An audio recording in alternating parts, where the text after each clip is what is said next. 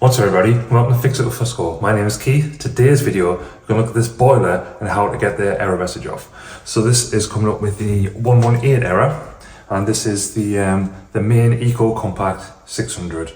So we'll jump over to the boiler and we'll have a look. So as you can see here, this has got the 118 error and the screen's flashing. Now, this is the culprit here.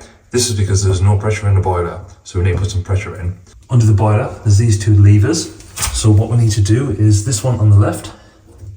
We need to turn that so it's gone from straight down to sideways, and then this one here, this is going to let the water in.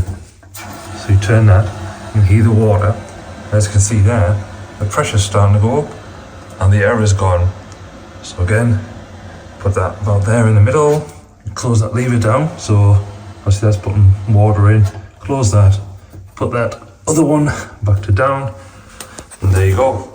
And that is the boiler now with pressure, and the error has gone. Hopefully that solved it for you. If it did, please let me know in the comments below. If you have any other questions about boilers or anything to do with the house, let me know and I'll do a video on that too. But until next time, see ya.